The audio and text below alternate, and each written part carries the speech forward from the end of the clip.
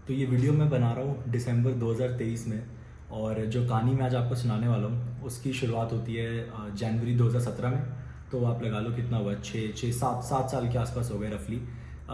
जबकि ये बात है जब से ये कहानी शुरू होती है।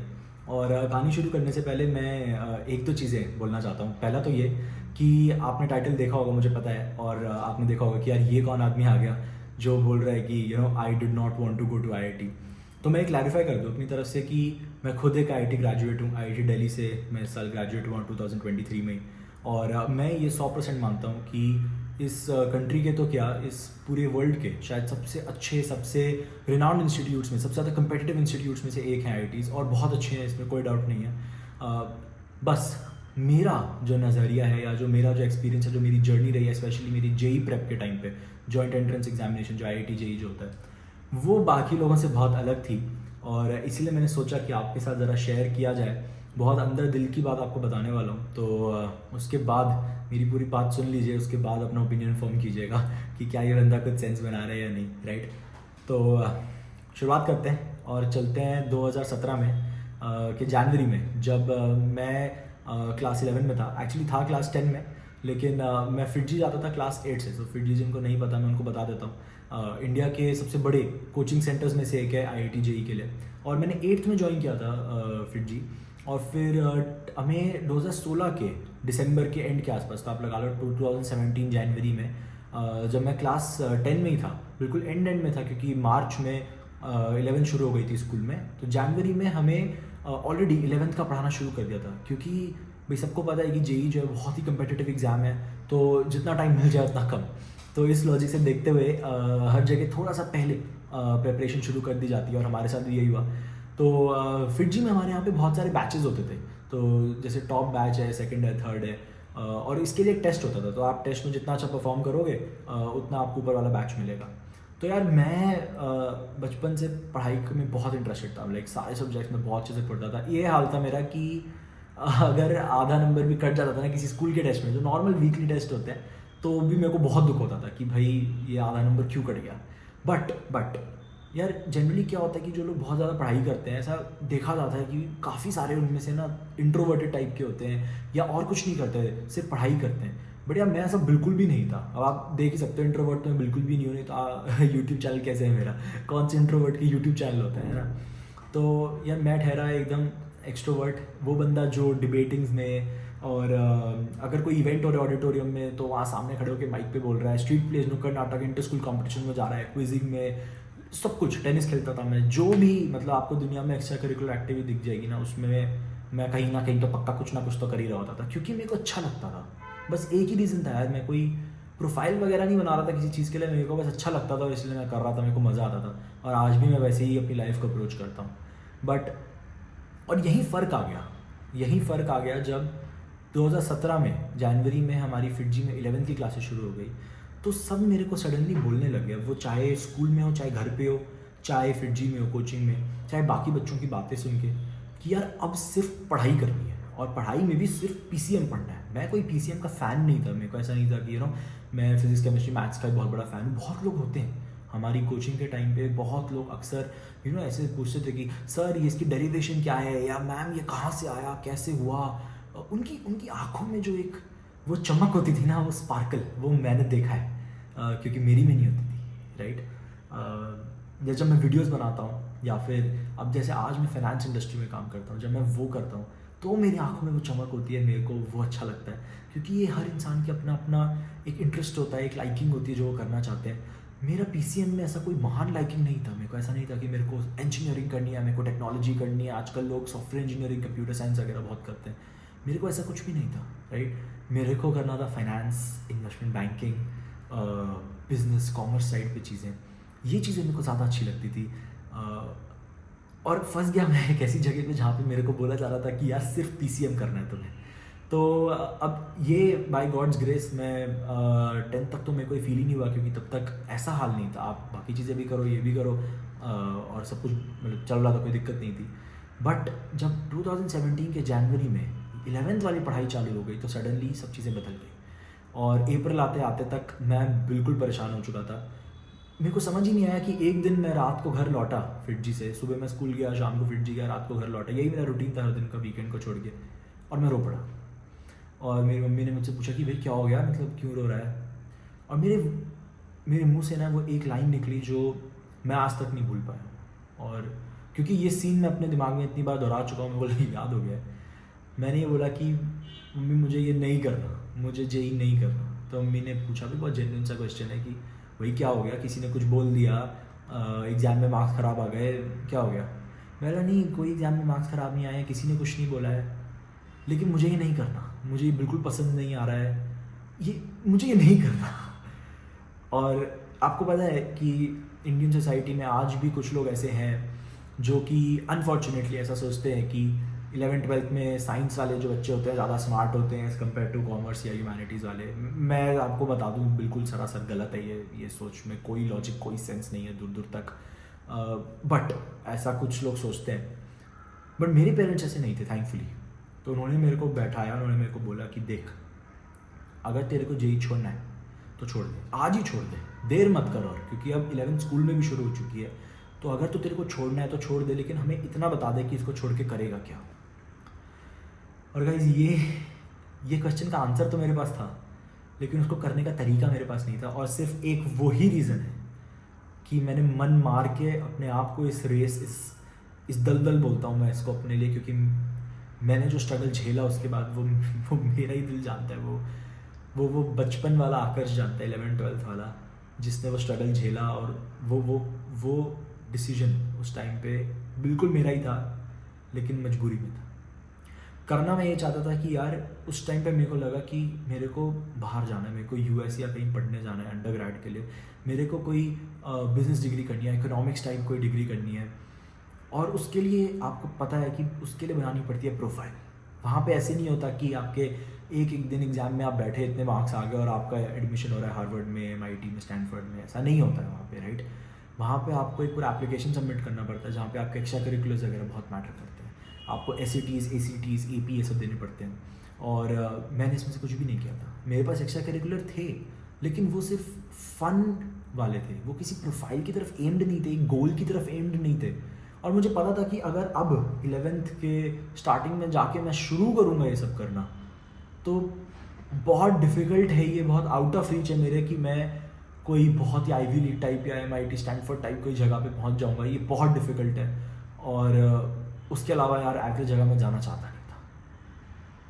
अब एक और बात है कि आप देखो, जो कोचिंग इंस्टीट्यूट्स होते हैं वो सस्ते तो होते नहीं हैं, इनकी फ़ीस अक्सर बहुत ज़्यादा होती है, कई लाखों रुपए होती है। और क्योंकि मैं तो 8 से ही था, तो हमने पूरे 12th के एंड तक के पैसे उन्होंने पहले ही मांग लिए थे, जो हमने दे रखे थे। बट फिर भी मेरे पेरेंट्स ने मुझे बोला कि तू पैसे वैसे की, किसी भी चीज़ की तो कुछ मत सोच, तू सिर्फ ये बता दे कि अगर तू ये नहीं करना चाहता तो क्या करना चाहता है, और वो आज ही कर ले, अपने यहाँ शिफ्ट कर ले। अगर तेरे को स्कूल में साइंस से बदल के कॉमर्स में जाना है, या तेरे को साइंस में इकोनॉमिक्स टाइप सब्जेक्ट लेना है, कुछ भी करना है तो वो कर ले। अनफॉर्चुनेटली मेरे पास उस टाइम पे इसका जवाब था, जैसे मैंने आपको बताया, मेरे को बाहर जाने का मन था, लेकिन ना मैंने उस पर बहुत ज़्यादा रिसर्च करी थी, ना हमारे घर में कोई प्रेसिडेंट था कि कोई अंडरग्रेड के लिए बाहर गया। और एग्ज़ाम में, कोचिंग में, स्कूल में मार्क्स बढ़िया आ रहे थे, तो मेरे को नहीं समझ में आया। और यार वही, अब वक्त निकलता चला गया और मैं पिस गया बीच में। मैं हर दम ये कोशिश कर रहा था कि मैं अपनी उस लाइकिंग, उस एक्टिविटी को भी एक्सप्लोर करूं, जैसे कि MUNs होते हैं, मॉडर्न यूनाइटेड नेशंस, या फिर डिबेटिंग्स, या मैं स्कूल के हमारे काउंसिल में वाइस प्रेसिडेंट बना 11th में। मैं वो सब करना चाहता था। और उस पर काफ़ी बार हमारी घर में थोड़ी आर्ग्यूमेंट भी होती थी कि भाई तू क्या कर रहा है, सिर्फ पढ़ाई कर, क्योंकि यही एक तरीका है जेई क्रैक करने का, कि आप 2 साल आप साधु महात्मा टाइप ज़िंदगी जियो और सिर्फ पढ़ाई करो। लिटरली तो ही पॉसिबल है कि आपका जेई में कुछ हो सकता है, अदरवाइज़ बहुत डिफ़िकल्ट है। क्योंकि ये पूरा एग्ज़ाम इस तरीके से बनाया गया है कि आपकी कमिटमेंट, आपकी पेशेंस को टेस्ट करता है ओवर अ पीरियड ऑफ 2 और इवन मोर ईयर्स, राइट। तो मैं लेकिन करता रहा किसी तरीके से कि यार ठीक है, मेरे को बिल्कुल पसंद नहीं आ रहा था। मतलब ये हाल था कि मैं कभी कभी तो पता आपको ज़मीन पे लेट जाता था और ये बोलने लग जाता था कि मेरे को नहीं करना, मैं ये क्यों कर रहा हूँ। ये लाइन, ये सवाल मैंने अपने आप से इतनी बार पूछा है, मैं आपको बता नहीं सकता। लेकिन बदला वक्त मेरा, बिल्कुल बदला। और वो तब बदला जब 11th ख़त्म हुआ। जब 12th की शुरुआत हुई तो हमारा उसके पहले जैसे मैंने आपको बताया कोचिंग में रीशफलिंग टेस्ट हुआ, जिसके बेसिस पे बैचेस असाइन होने थे। किसी तरीके से मैं उसके लिए पढ़ के गया। ये तो मुझे पता था कि मेरा फर्स्ट बैच तो नहीं होने वाला है जिसमें मैं 11th में टॉप बैच में था, ये तो मुझे उम्मीद नहीं थी कि मेरा 12th में भी होगा, क्योंकि बाकी जो बच्चे थे वो सिंगुलरली एक फोकस से, उनका इंटरेस्ट था, उनको पसंद था, उनका सपना था IIT जाना। मेरा नहीं था यार, मैं तो वहाँ फंस गया था ना, मैं तो बाहर का रास्ता ढूंढ रहा था और मेरे को मिल नहीं रहा था बाहर का रास्ता। तो मैं किसी तरीके से उसको पढ़ के दे के आया और भगवान की कृपा थी या क्या था पता नहीं, मैं सेकंड बैच में ज़रूर सिलेक्ट हो गया। तो टॉप वाले से तो मैं हट गया, लेकिन मैं सेकंड वाले में आ गया। और उस दिन मैं अपने घर की छत पे खड़ा था। ध्यान से सुनना उस दिन क्या हुआ, क्योंकि उस दिन, उस पल ने मेरी ज़िंदगी बदल दी। उस दिन मैंने अपने मन में सोचा कि यार देख, 11th में जो हुआ वो हुआ, जो मैंने कम पढ़ाई करी, मेरी परफॉर्मेंस डाउन हुई, मैं रैंक 1-2 आया करता था उसके पहले, उससे मैं कहाँ 40-45 तक फिसल गया अपनी कोचिंग में। भूल जा तू वो सब पुरानी बीती बिसरे बातें हो गई हैं, forget that. And now let's make sure कि यार वो एक साल जो मेरा बचा है 12th, उसको हम इस तरीके से यूज़ करूँ, मैं उसको इस तरीके से, मैं अपने आप को इस तरीके से उस दलदल से बाहर निकालने की कोशिश करूँ कि इसके एंड में IIT अब मिल जाए। क्योंकि अगर इसके बाद IIT नहीं मिलता ना तो और डबल दुख होता। ये होता कि यार मैंने वो भी नहीं किया जो मेरे को करना था, और जो मैंने किया उसमें भी मेरे को बेस्ट चीज़ नहीं मिली, तो फ़ायदा क्या हुआ। और ये मेरे को मंजूर नहीं था। और यहीं से जो मैं आपको प्रॉमिस किया था, मैं आपको 3 लर्निंग्स 3 टिप्स बताऊंगा। उसमें से पहली यही है कि यार करना वो लाइफ में जो अपने दिल को भाए। ठीक है, सुनो सबकी लेकिन करो मन की। क्योंकि जब इंसान वो करता है ना जो उसको एक्चुअली में पसंद होता है अंदर से, तो अच्छा करता है, कम उसमें उसको प्रॉब्लम होती है, और वो उसको काम नहीं, वो उसको ज़िंदगी मानता है, राइट। और उसी में सही सफलता हासिल होती है, उसी में आप बहुत ऊंचाइयों तक जाते हो, क्योंकि आप वो अपने पूरे मन से कर रहे होते हो, राइट। जैसे मेरे को यूट्यूब पे वीडियोस बनाना बहुत अच्छा लगता है, मेरे को इन्वेस्टमेंट बैंकिंग फाइनेंस इंडस्ट्री बहुत अच्छी लगती है, तो मैं वो अपने पूरे मन से करता हूँ, अपने दिलो जान से करता हूँ। सबका अलग अलग होता है, सब यूनिक होते हैं, तो करना वही जो अपने दिल को करना है, क्योंकि उसी में सफलता हासिल कर पाओगे, उस लेवल की जो कोई और नहीं कर सकता। दूसरी चीज़, लेकिन अगर कभी फंस जाओ ऐसी जगह पे जहाँ सर्कमस्टांसेस हो गए, सिचुएशन हो गई जैसे मेरी हो गई थी, कि अब वो करना पड़ रहा है जो करना नहीं चाहते, तो फिर भी उस लेवल पे करना, उतने अच्छे से करना, अपना 110% देना, कि यार जब इससे बाहर निकले तो रिग्रेट ना हो, ये ना हो कि इसमें हार गए, क्योंकि हार के भी कुछ नहीं मिलेगा उसमें। तो अगर निकलना है तो उसमें से तो जीत के निकलना। तो इसीलिए अगर कभी फंस गए सिचुएशन में तो कोई बात नहीं, एक दिन खराब है, एक थोड़ा सा पीरियड मुश्किल है, ज़िंदगी मुश्किल नहीं है, ये याद रखना। अब आप चाहे अभी JEE की प्रेप कर रहे हो, या फिर आप ये वीडियो ऐसे ही देख रहे हो, लाइफ में ये लर्निंग कहीं भी अप्लाई हो सकती है, राइट। तो यही मैंने किया, किसी तरीके से मैंने अपने आप को संभाला और सोचा कि अब जो हो गया वो हो गया, अब 12th में आगे बढ़ते हैं।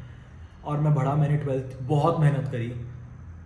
प्रॉब्लम मेरे को उस टाइम पे भी बहुत थी, ऐसा नहीं है, 5 से 10 बार मैंने कम से कम 12th में भी बोला होगा कि यार मुझे ये नहीं करना, मैं ये क्यों कर रहा हूँ। बट हर बार ना जवाब आ गया मेरे पास कि मैं ये क्यों कर रहा हूँ, क्योंकि जब मैं इसमें से निकलूँगा और फाइनली फिर वो करूँगा जो मैं असलियत में करना चाहता हूँ, जो कि है फाइनेंस या इन्वेस्टमेंट बैंकिंग, उस टाइप की चीज़, तो मेरे पास वो लेवल होगा कि हाँ, जब मैंने पहले वो चीज़ करी जो मैं नहीं करना चाहता तो भी वहाँ से सक्सेसफुल होकर निकला, तो आज मेरे पास मौका है आगे बढ़ने का। ऐसा नहीं होगा कि आज भी मैंने वक्त गवा दिया, आज भी मैंने ये अपॉर्चुनिटी गवा दी, क्योंकि IIT में अपॉर्चुनिटीज़ तो बहुत है, राइट। एक अच्छे कॉलेज में जाना आपको बहुत बड़ी हेड स्टार्ट दे सकता है। मुझे पता था कि ये अगर यहाँ से अब निकलना है तो जीत के ही निकलना है, तो इसीलिए मैंने 12th में बहुत पढ़ाई करी। वो जवाब मैं अपने आप को देता गया कि कोई बात नहीं, एक वो दिन आएगा जब तू सिर्फ PCM नहीं पढ़ेगा, एक वो दिन आएगा जब तू बाकी सब भी कर पाएगा। 11th में मैंने सब कुछ किया, MUNs, मैं काउंसिल में वाइस प्रेसिडेंट था, मैंने आपको बताया, डिबेटिंग सब किया। 12th में मैंने सब छोड़ दिया, सिर्फ पढ़ाई करी मैंने। पूरे 12th में मैंने अपना 11th और 12th का पूरा सिलेबस नापा, और किसी तरीके तो पता नहीं भगवान की कुछ तो दया रही हम पे कि यार IIT दिल्ली में अपने एडमिशन हो गया। मन तब भी यही था कि यार मेरे को MBA करना है, आगे जाके मेरे को फाइनेंस में जाना है, मेरे को इंजीनियरिंग, टेक्नोलॉजी, कंप्यूटर साइंस, ये मेरा रास्ता नहीं है, राइट। मैं वहाँ पहुँचा और मैंने ये सोचा कि अब फाइनली इस चीज़ से मुक्ति मिलेगी। और मैं आपको बताऊँ, IIT दिल्ली में एक स्पॉट है जिसको विंड टनल बोलते हैं, विंड टी, बहुत ही popular chilling out, hanging out place है वो IIT दिल्ली में। और मैं फर्स्ट हफ्ते में वहाँ जाके खड़ा हुआ, अकेला खड़ा था मैं वहाँ, और मैं रोया साइड में कॉर्नर में, ऐसे लोगों को दिखा के नहीं बट मैं रोया, क्योंकि जो एक हफ्ते हमारी जो क्लास हुई शुरू में, उसमें यार फिर से फिजिक्स केमिस्ट्री मैथ्स, और मैं ये सोचूं कि ये क्या हुआ। मैं तो सोच के आया था, और वो सोच गलत थी ऑब्वियसली, इंजीनियरिंग में फिजिक्स केमिस्ट्री मैथ्स ही तो पढ़ाएंगे और क्या पढ़ाएंगे। तो मैं इस उम्मीद में था कि यार अब फाइनली इससे पीछा छूटेगा, और वो भी नहीं हुआ। मैं देखा भाई यहाँ तो मैं फिर से फंस गया, और मेरे को उस टाइम पे फिर मेरे साथ यही हुआ कि मैं सोचा कि यार अब तो मैं आईआईटी दिल्ली भी आ गया, यहाँ आके भी मैं रो रहा हूँ, मैं कब और कैसे निकलूँगा इससे बाहर। और उस दिन मेरे को ये पता था कि अब अपना रास्ता ना यहाँ से खुद बनाना है, क्योंकि यहाँ पे जो मेजॉरिटी लोग हैं, देखो आईआईटीज़ में मेजॉरिटी जो लोग हैं आज की डेट पे, मे बी 90-95% जनता जो है, जो जितने सारे लोग हैं, वो सब टेक या कोडिंग या सॉफ्टवेयर इंजीनियरिंग साइड में, राइट। सबसे ज़्यादा पॉपुलर यही एरिया है जिसमें लोग अपना करियर बनाना पसंद करते हैं आउट ऑफ आईआईटीज़, क्योंकि जो ऑब्वियस भी है कि इंजीनियरिंग इंस्टीट्यूट, टेक्नोलॉजी इंस्टीट्यूट है। बट क्योंकि मैं उनमें से एक नहीं था, तो मैंने अपनी लाइफ की थर्ड लर्निंग सीखी, जो मैं आपको बताता हूँ कि यार कभी भी भेड़ चाल में मत फंसना। अगर कुछ भी कर रहे हो ना, तो उससे पहले अपने आप से हमेशा ये ज़रूर पूछ लेना कि ये मुझे क्यों करना चाहिए, इसलिए नहीं कि कोई दूसरा कर रहा है, ये बिल्कुल भी जवाब नहीं है, राइट। और क्योंकि ऐसा हो सकता है कि ना वो चीज़ एक इंसान के लिए अच्छी और आपके लिए अच्छी ना हो, राइट। और ऐसा भी होता है कि एक इंसान एक साथ 10 चीज़ों संभाल नहीं सकता, तो इसीलिए उस चीज़ पे फोकस करो जो आपको पसंद हो, जो आपके लिए बेटर हो, जो आपका फ्यूचर संवारे, राइट। उस चीज़ पे फोकस करो और वहाँ से मैक्सिमम रिटर्न निकालो, ना कि ये कि हर चीज़ में कुछ ना कुछ पैर मार रहे हैं, क्योंकि वो कर रहा है, वो कर रहा है, वो कर रहा है, तो चलो मैं भी वही कर लेता हूँ। ये सोच ये आपको ले डूबेगी। एक ना एक दिन ये सोचोगे कि यार ये क्या हुआ, आज मैं क्या कर रहा हूँ, ये क्वेश्चन अपने आप से जाके पूछोगे आगे, और तब बहुत हर्ट होगा। तो इसीलिए बेटर है कि पहले ही अपने आप से कुछ भी करने से पहले पूछ लिया करो कि मैं क्यों कर रहा हूँ, क्या ये मेरे लिए सही है, ये मेरे को क्या फ़ायदा होगा इससे, कि मेरे को ये क्यों करना चाहिए। और अगर आपके पास इन सबके बड़े अच्छे आंसर्स हैं, जैसे उस टाइम पे मेरे पास आ गया। अब मैं 4 साल अपनी बीटेक में आईआईटी में मैंने अपने कोर्सेज़ को बहुत इंपॉर्टेंस दी। ऐसा नहीं, इसलिए नहीं कि मेरे को मेरी डिग्री बहुत पसंद थी या मेरे को साइंस या इंजीनियरिंग से सडनली प्यार हो गया था, ऐसा कुछ नहीं हुआ था। मेरे को पता था कि 4 साल बाद मेरे को एमबीए के लिए या मेरे को डेफर्ड एमबीए के लिए अप्लाई करना है, जिससे मैंने एक अलग वीडियो बनाया अपने एमआईटी के एडमिशन पे। अभी कुछ 1 या 2 वीडियो पहले ही आप जाके वो देख सकते हो। मेरे को पता था कि उसमें मेरे को बहुत अच्छे ग्रेड्स चाहिए, मेरे को उसमें मेरी जो सीजीपी होगी वो बहुत हाई चाहिए।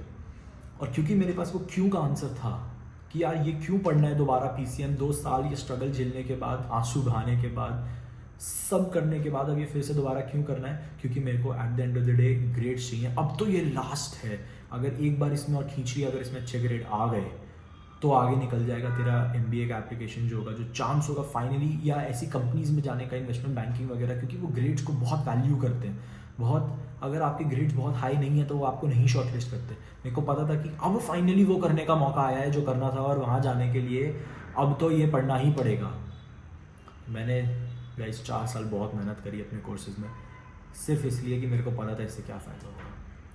भेड़ चाल मैंने बिल्कुल नहीं करी। जब लोग मुझे ये बोलते थे आके, कुछ मेरे सीनियर्स भी ये बोलते थे कि यार कोडिंग तो सभी करते हैं, मैं बोला नहीं, बिल्कुल भी नहीं, ऐसा नहीं है।